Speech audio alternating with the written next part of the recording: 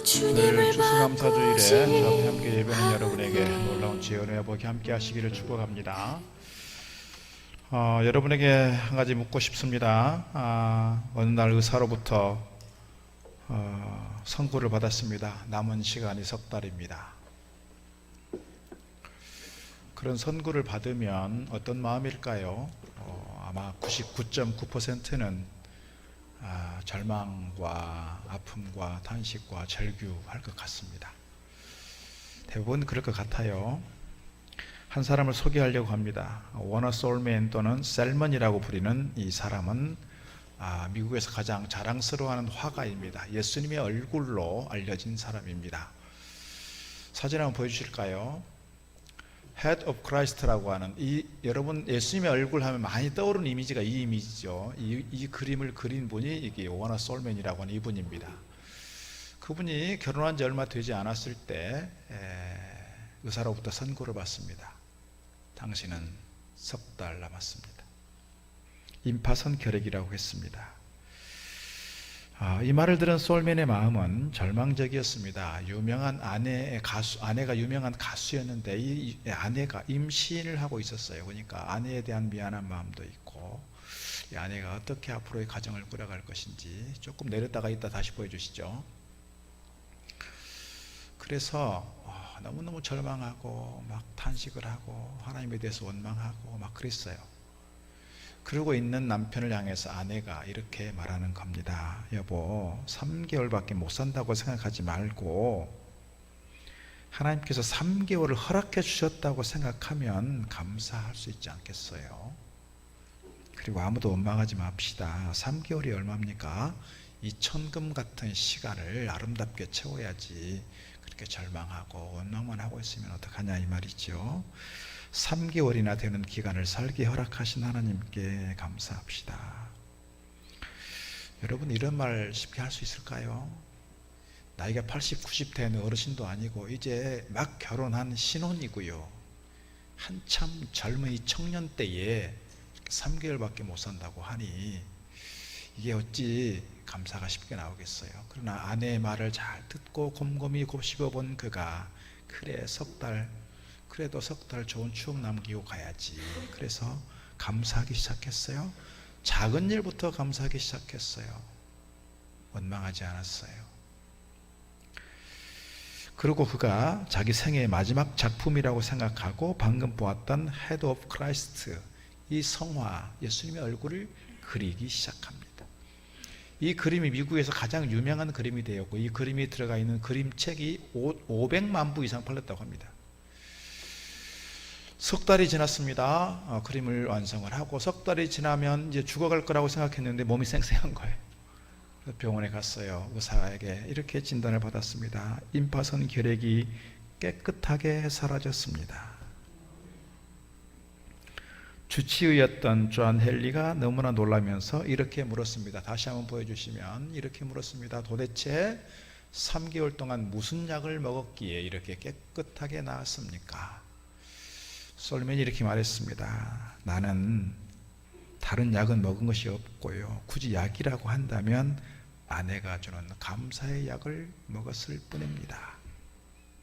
그랬을 때 이 의사가 이렇게 얘기하는 겁니다. 네, 그렇죠. 그게 최고의 명약이지요. 그랬어요. 그러면서 덧붙이는 말이 이 말입니다. 감사는 최고의 항암제요. 감사는 최고의 해독제요. 감사는 최고의 치료제입니다.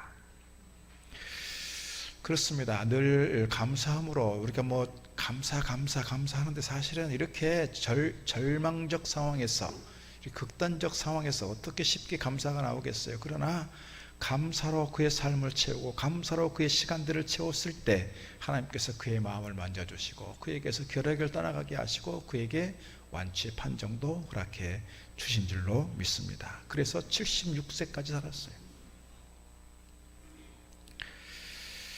오늘 제가 제목을 이렇게 잡았습니다. 영혼을 살찌우는 기억과 망각의 은혜 이렇게 잡았습니다.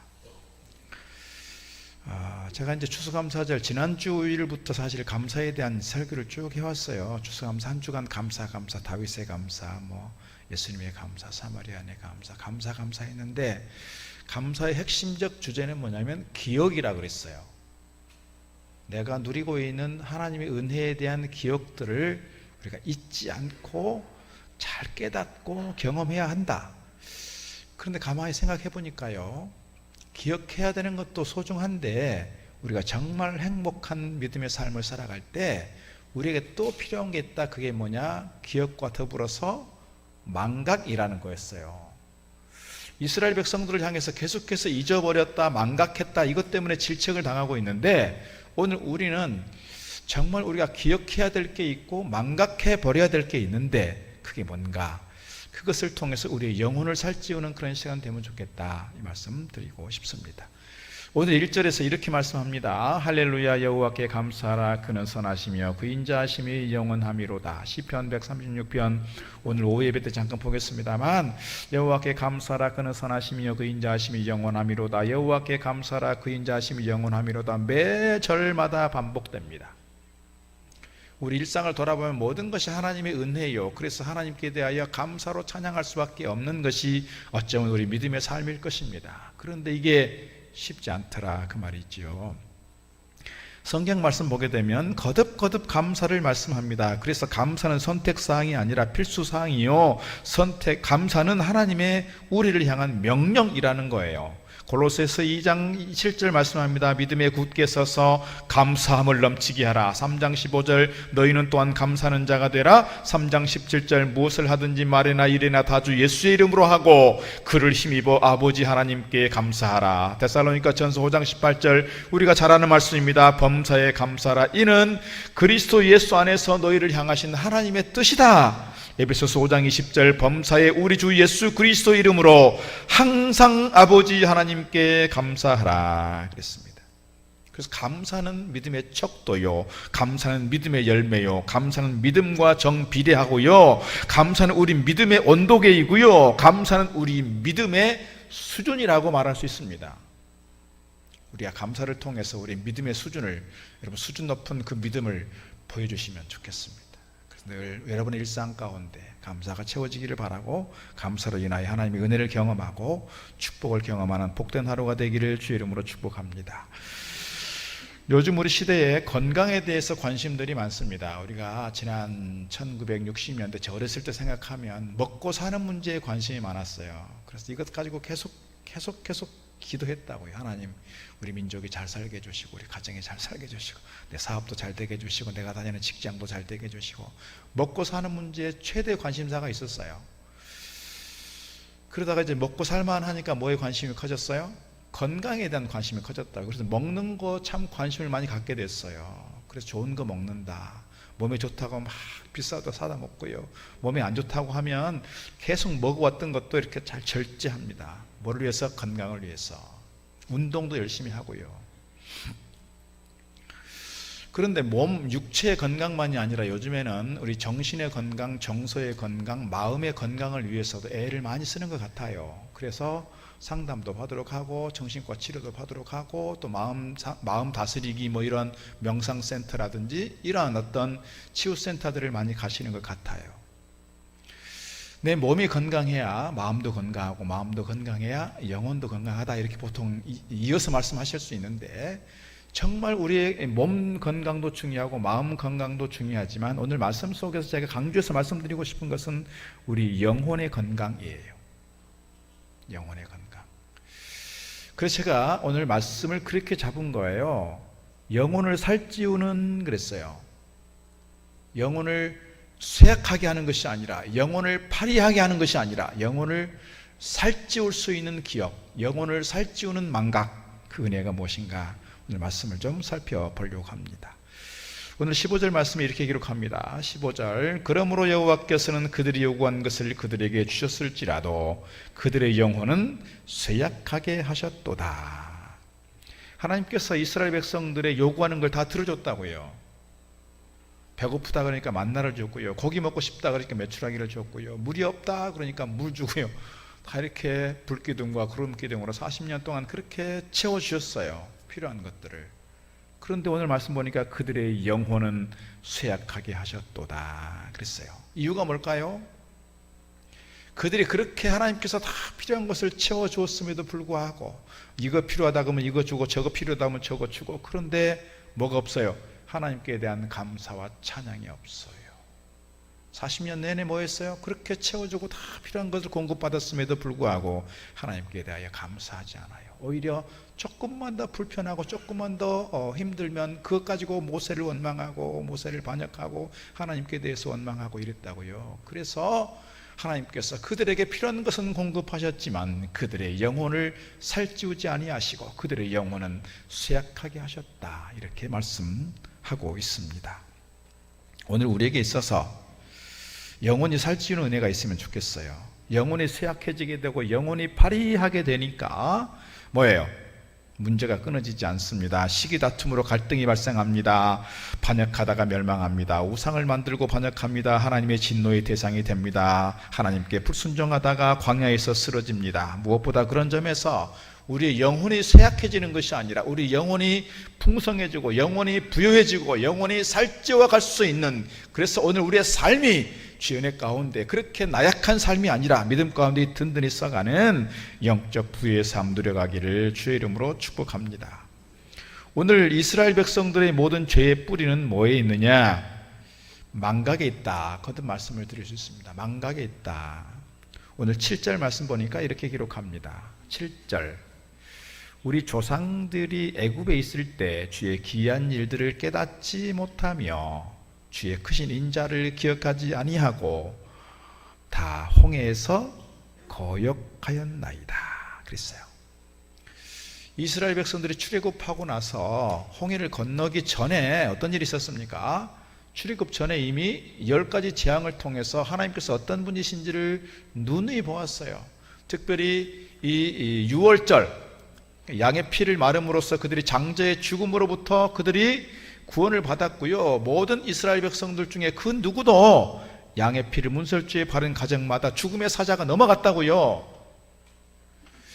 모든 애굽 사람들, 심지어 가축까지도요, 짐승들까지도요, 큰 장자 마지는 다 죽었어요. 근데 히브리인들은, 근데 하나님의 백성된 사람들은 양의 피를 바름으로써 다 넘어갔어요. 이 큰 기적을 보았어요. 그러면서 하나님 어떻게 그들과 함께 하셨고 어떻게 그들을 도우셨고 어떻게 그들을 손잡아 주셨는지 눈이 보았다고요. 보았어요. 근데 조상들이 애굽에 있을 때 주의 기이한 일들이 있었지만 뭐예요? 깨닫지 못하고 주의 크신 인자를 기억하지 못하고 홍해에서 벌써 거역했어요.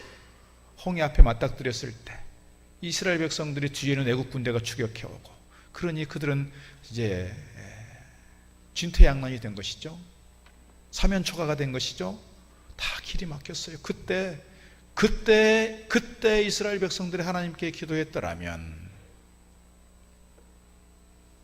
그때 이스라엘 백성들이 하나님을 원망하지 않고 모세를 반역하지 않고 하나님께 기도했더라면 이 아쉬움이 두고두고 생기는 거예요.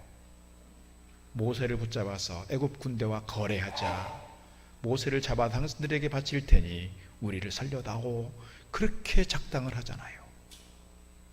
그때 모세가 너희들은 잠잠하라, 하나님께서 어떻게 일하시는지를 똑똑히 보라. 지팡이로 홍해를 가리켰을 때 홍해가 갈라졌어요. 홍해가 갈라졌다고요. 그런데 이런 홍해가 갈라지는 기적을 보았고요, 마라의 쓴물이 단물로 바뀌는 경험이 있었고요, 반석에서 물이 나오는 경험이 있었고요, 많은 역사들이 있었지만 그들은 하나님의 은혜에 대해서, 하나님의 도우심에 대해서 만족해하지 못했어요. 왜요? 그들의 욕심이 너무 과했기 때문이에요. 욕심이 너무 과했기 때문에. 사실 그들은 광야 40년 동안 계속해서 어디를 돌아봤어요? 애굽에 차라리 두고 우리를 끌고 나오지 마시지 왜 우리를 여기까지 끌고 나와서 이렇게 고생하게 합니까? 이 광야가 왜 우리의 죽음의 자리가 되게 합니까? 이 광야가 우리의 무덤입니까? 이렇게 모세에게 막 원망했다고요. 그러니까 모세가 뭐라 그래요? 너희들 말대로 될 거다 그랬어요. 말대로 될 거다. 그러니까 이 출애굽 1세대, 출애굽하기 전에 태어난 사람 중에 출애굽하고 나서 여호수아와 갈렙 외에는 가나안에 들어간 사람이 없었다 그랬어요. 계속해서 광야 생활 속에 뭘 했다는 거예요? 하나님께 원망하고 차라리 우리를 애굽에다 그냥 두지. 애굽에서 그들이 고기를 먹었던 거에 대해서 그렇게 얘기했어요. 근데요, 애굽에서 그들이 고기를 먹었나요? 집도 제대로 지푸라기도 제대로 주지 않고 흙도 제대로 주지 않으면서 성 쌓는 거 그렇게 강요했다고요. 얻어맞았다고요. 그들이 실수가 있었겠어요? 일을 해도 보람이 있었겠어요? 자기 사유재산이 있었겠어요? 뭐가 있었겠어요? 그렇게 노예 생활을 자꾸 그리워하고 옛날 생각하니 그들 가운데 무슨 평화가 있고 무슨 감사가 있겠느냐는 거예요. 하나님께서 그렇게 기적 같은 가운데서 그를 불러내셨지만 그들은 여전히 불평이었고요, 원망이었어요. 지난주에 제가 말씀을 드렸지만 우리나라가 이렇게 수백 배의 1960년대 초반에 비해서 지금 우리가 수백 배의 그런 경제 성장을 이루었고 풍요로워졌다고요. 우리 한반도의 역사, 5,000년 역사 중에서 이렇게 풍요로운 시절이 없었다고요. 지금 우리가 대충 먹는 것 같지만 옛날 왕들이 먹는 그런 반찬이라잖아요. 왕들이 먹던 식사를 하고 있는 거예요. 그러면 그만큼 감사하냐? 감사 없어요. 우리가 옛날에 하나님의 은혜 속에서 이렇게 성장해 왔고 이렇게 잘 살게 되었는데 우리가 그만큼 하나님께 대해서 감사하냐? 못하고 있다 이 말이죠. 못하고 있다. 오늘 이것을 우리가 좀 기억하면 좋겠어요. 오늘 이스라엘 백성들이 그럼에도 불구하고 어떻게 했다고요? 13절 보니까 이렇게 기록합니다. 그러나 그들은 그가 행하신 일을 곧 잊어버리며 그의 가르치심을 따르지 아니하고 기다리지 아니하고 광야에서 욕심을 크게 내며 사막에서 하나님을 시험하였도다. 하나님을 시험하고 또 시험해서 결국은 그들이 망하게 되었어요. 모세에 대해서 계속해서 원망한 것들에 대하여 모세가 이렇게 말합니다. 너희들이 나에 대해서 원망한 것은 곧 하나님께 대하여 원망한 것인데 너희들이 말하는 그대로 이 땅에서 이루어지리라. 그래서 많은 사람들이 죽음으로 갔어요. 그래서 15절 말씀 다시 보면 그렇습니다. 15절 그러므로 여호와께서는 그들이 요구한 것을 그들에게 주셨을지라도 그들의 영혼은 쇠약하게 하셨도다. 우리가 원하는 것들이 많이 있어요. 우리가 새벽마다 나와서 기도하는 것들이 있잖아요. 또 새벽마다가 아니라 집에서도 기도하고 교회 나와서 기도하고 기도 제목을 놓고 기도하는데요. 우리가 다 뭐예요? 건강을 위해서 기도하고 사업장 잘 되기를 위해서 기도하고 자식들 잘 되라고 기도하고 우리 가정을 위해서 기도하고 교회를 위해서 기도하고 다 뭐예요? 우리에게 필요한 것들이에요. 근데 하나님께 자꾸 달라고만 했지 얼마나 감사했는가, 얼마나 감사의 제물을 드려봤는가, 얼마나 감사로 찬양했는가, 얼마나 눈물을 흘리며 감격해봤는가. 그렇게 많은 것을 누리고 있고 많은 것을 얻었어도 우리에게 필요한 것들이 풍성하게 채워졌어도 문제는 뭐예요? 그런 감사와 감격이 없으면 뭐예요? 하나님께서 우리의 영혼을 쇠약하게 한다는 거예요. 우리 영혼을 파리하게 한다는 거예요. 우리 영혼을 풍성하게 하지 못하고 우리 영혼을 그렇게 쇠약하게 한다는 거예요. 이것을 우리가 기억할 수 있으면 좋겠습니다. 영혼이 쇠약해지면 우리 삶이 불행해진다고 말할 수 있습니다. 영혼이 쇠약하게 되면 작은 시험을 만나도 쉽게 넘어집니다. 영혼이 쇠약하게 되면 하나님 주신 사명들을 제대로 감당해낼 수가 없습니다. 영혼이 쇠약하게 되면 하나님 주신 복을 깨닫지 못하고 늘 불평하고 염려에 눌려 살게 됩니다. 여러분, 육체가 아무리 튼튼해도 우리 영혼이 쇠약하게 되면 그의 삶이 안정될 수 없고 행복할 수 없습니다. 아무리 재물을 많이 쌓아놓아도 영혼이 쇠약하면 초라해질 수밖에 없습니다. 아무리 좋은 환경에 둘러싸여 있어도 영혼이 쇠약하면 그의 인생, 시시한 인생 될 수밖에 없습니다. 그런 점에서 오늘 우리가 내 영혼이 주 안에서 강건하여지고 내 영혼이 주 안에서 살찌는 인생, 내 영혼이 주 안에서 부유한 인생으로 설 수 있도록 우리가 늘 사모함으로 믿음으로 달려가야 할 줄로 믿습니다. 신명기 5장에서 이렇게 말씀합니다. 너는 기억하라. 내가 애굽 땅에서 종이 되었더니 네 하나님 여호와가 강한 손과 편팔로 거기서 너를 인도하여 내었나니 그러므로 네 하나님 여호와가 네게 명령하여 안식일을 지키라 하느니라. 그랬어요. 너는 기억하라 이겁니다. 십계명에 대해서 출애굽기 20장에 있는 말씀과 오늘 신명기 5장에 있는 말씀 두 가지 버전이 있어요. 쉽게 말하면 근데 오늘 제 4계명이 뭐냐면 안식일을 기억하여 거룩히 지키라 이거예요. 그런데 오늘 신명기 5장의 말씀에서는 너는 기억하라 그래요. 뭐를 기억하느냐? 출애굽기 전통은 뭐냐면 뭐에 강조를 두고 있냐면 제6일 동안 열심히 하나님께서 천지를 지으셨다. 그리고 제7일에 쉬셨으니 너희도 안식하라 이거예요.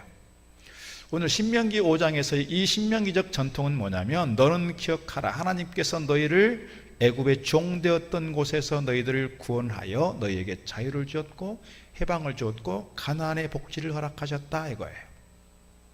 두 가지 전통을 같이 기억하면 좋겠어요. 우리가 안식일을 이렇게 주의 날, 구약의 안식일을 우리가 주의 날로 동일시 할 수는 없지만 우리가 주일 되면 이렇게 와서 예배를 드립니다. 예배를 드리면서 이것을 기억하면 좋겠어요. 천지를 지으신 하나님, 우리를 지으신 그 하나님에 대해서 기억하고 그 하나님께 대하여 감사하고 찬양하는 시간, 이게 주일 예배입니다. 더 나아가서 우리를 죄로부터 구원하여 주시고 우리를 자유케 하시고 우리를 천국 백성 되게 하시고 하늘 시민권을 주신 우리 하나님께 대하여 그 구원의 감격으로 주님을 찬양하는 날이 주일 예배입니다. 이 두 가지를 같이 기억하면 좋겠어요. 주일마다 나와서 예배할 때 우리를 지으신 하나님, 우리를 하나님의 형상 따라 만드셨으니 감사합니다. 그뿐만 아니라 우리를 죄로부터 자유케 하셨고 하나님 나라 거룩한 백성 되었고 천국 달려가게 하시니 감사합니다. 이 감사의 마음으로 늘 주님을 찬양하고 예배하는 저와 여러분 되기를 축복합니다. 오늘 말씀 속에서 기억에 대한 말씀 계속 말씀을 드렸는데요. 기억의 반대가 뭡니까? 망각입니다. 망각하고 영혼을 살찌우는 일하고 무슨 상관이 있습니까? 상관이 있다고 봅니다. 우리가 잊어야 될 것은 빨리 잊어버리면 좋겠어요. 얼마 전에 한 권사님 저한테 그랬어요. 목사님, 저는요 잘 잊어먹어요. 물론 그 잊어먹는다는 것이 건망증 뭐 그런 내용일 수도 있어요. 또는 이제 저도 나이를 먹어가니까 깜빡깜빡 잊어먹잖아요. 4층 목양실에서 3층 이 사무실로 가면서 볼 일이 있어서 가요. 가다가 누구를 만나거나 가다가 밖에 한번 쳐다보고 가면 내가 지금 뭐하러 왔지? 잊어먹는다고요. 노희석 집사님한테 제가 그래요. 집사님, 내가 지금 뭐하러 왔을까? 내가 볼 일을 보러 왔는데 집사님한테 물어봐요. 목양실에서 곧장 사무실로 가면 안 잊어먹는데요. 누구를 만나거나 밖을 한번 쳐다보고 나면 잊어먹는다고요. 나이를 먹어가는 것이 깜빡깜빡 하는 거예요. 근데 이렇게 잊어먹는 거 말고요, 정말 잊어야 할 게 있다고요. 니체라는 분이 이런 얘기를 했어요. 인간은 망각의 동물이다. 망각하기 때문에 인간은 고통스러운 기억을 잊을 수 있다는 거예요.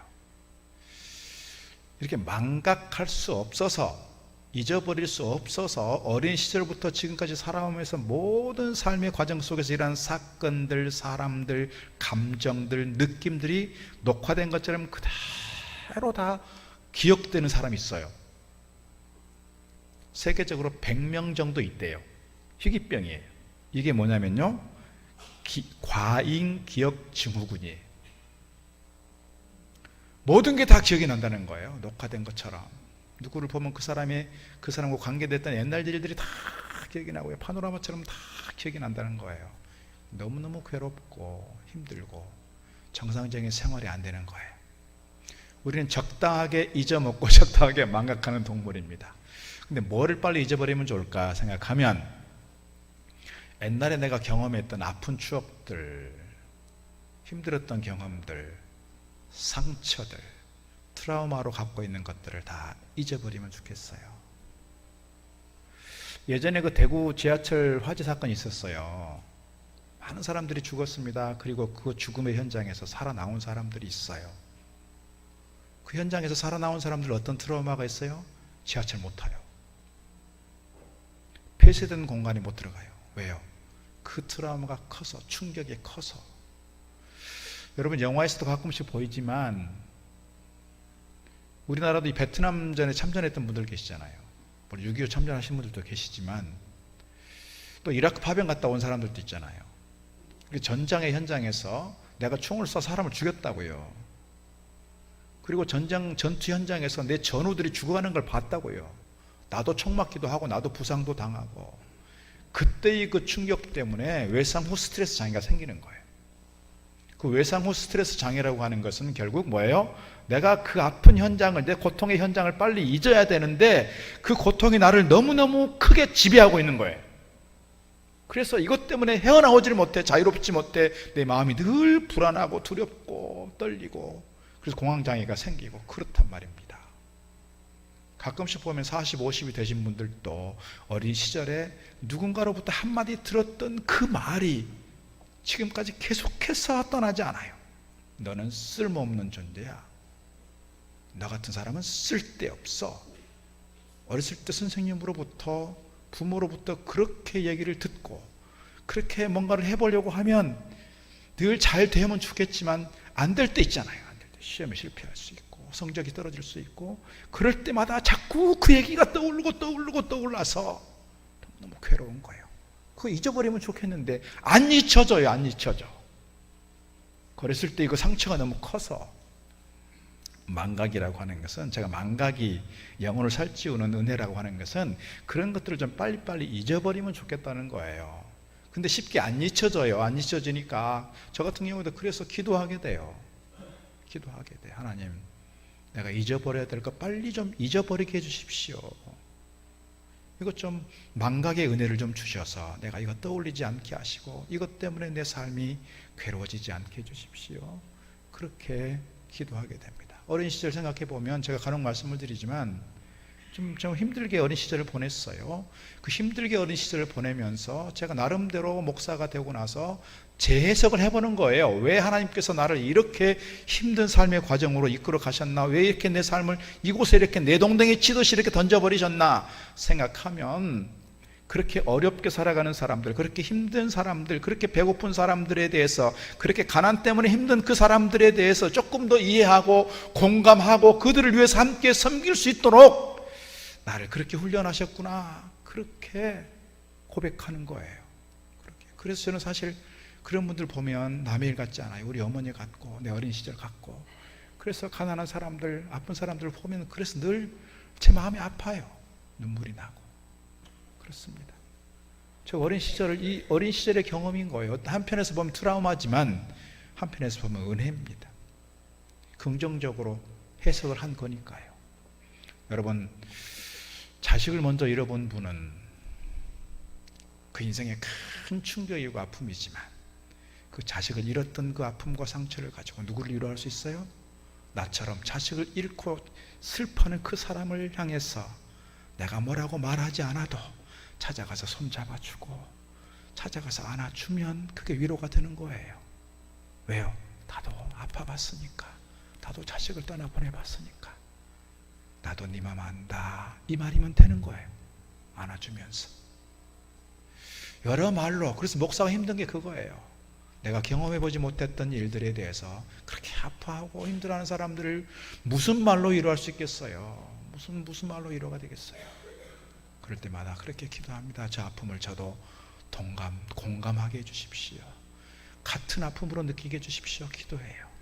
여러분, 망각의 은혜는 그래서 중요한 것 같습니다. 내 아픔에 대해서, 내 슬픔에 대해서, 내 힘들었던 경험들에 대해서, 나에게 상처 줬던 그 사람들과 그 사건들에 대해서 빨리 털어버리고 잊어버리고, 더 나아 긍정적으로 이것을 해석하면서 내가 그것을 딛고 일어서서 신앙적으로 도약할 수 있는 디딤돌이 되면 좋겠어요. 이것이 장애물이 아니라 내 인생을, 내 삶을, 앞으로의 미래를 새롭게 열어갈 수 있는 디딤돌로 삼아야 우리 인생이 더 빛나는 인생이 될 줄로 믿습니다.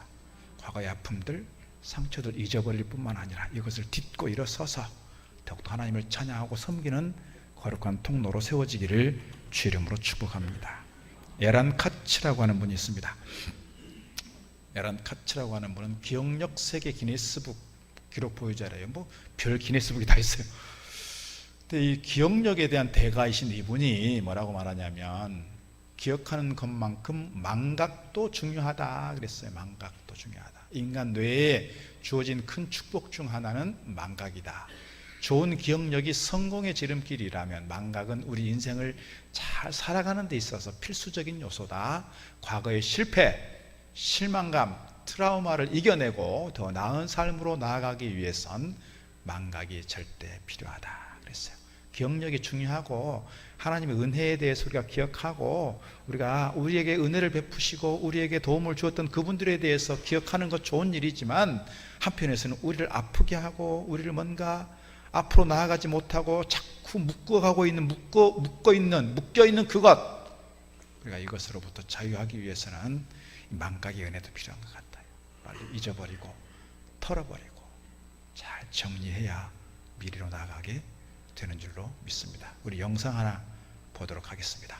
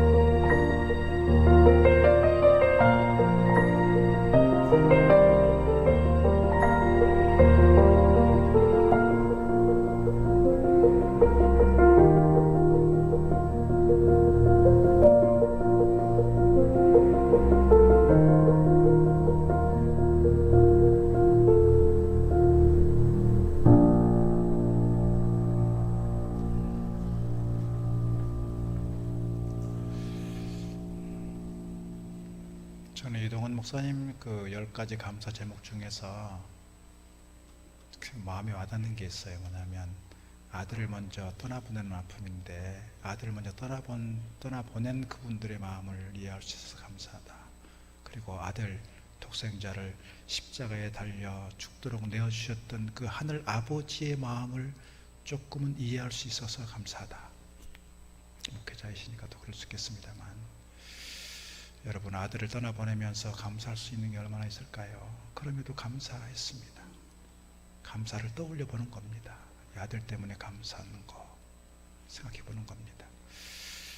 우리가 살아오면서 하나님의 은혜를 경험했던 것들을 생각하고 우리가 힘든 과정 속에서도 그 힘듦으로 인해서 생겨난 감사의 제목들을 다시 한번 떠올려 보면서, 그래서 어떤 조건에 감사라기보다 그럼에도 감사 우리 가운데 풍성해지기를 바라고, 우리가 털어버려야 될 것 빨리 털어버리고 망각 속에서 오히려 좋은 것들만 기억으로 채워가고 우리의 삶을 영적인 부유의 삶으로 채워가는 저와 여러분 다 되기를 주의 이름으로 축복합니다. 기도하겠습니다. 사랑의 아버지 하나님, 추수감사절을 맞습니다. 우리가 살아오면서 경험하는 많은 일들 속에서 우리가 누리고 있는 것들 하나님의 은혜로 주어진 것임을 고백하며 믿음으로 감사함으로 찬양드리게 하시니 감사합니다. 지난 시간 동안 우리를 선한 걸음으로 인도하신 우리 아버지 하나님, 앞으로의 미래 또한 주님께서 선한 걸음으로 인도하시고 우리와 함께하여 주시는 줄로 믿습니다. 우리가 살아오면서 경험했던 아픔과 상처와 여러 가지 트라우마가 있을 때 이것들이 믿음 안에서 우리 안에 잘 지워져 버리게 하시고 기억에서 사라지게 하시고 망각되게 하셔서 하나님 은혜만 기억하고 우리의 삶을 은혜로 충만하게 채워가는 믿음의 사람들 되게 하여 주옵소서. 이 시간도 여러 가지 문제로 아파하며 신음하는 성도들을 주님께서 어루만져 주시고 저희 가운데 치료해 주시고 고쳐 주셔서 저희 심령에 참 자유를 누리고 평강을 누리며 천국의 삶을 누려가도록 인도하여 주옵소서. 예수님 이름으로 기도드리옵나이다. 아멘. 찬송가 590장 나무와과도 주님을 바꾸지 않으리. 다른 어떤 은혜 구하지 않으리. 오직 주님만이 내 삶의 도움이시니 주의 얼굴 보기 원합니다. 나 무엇과도 주님을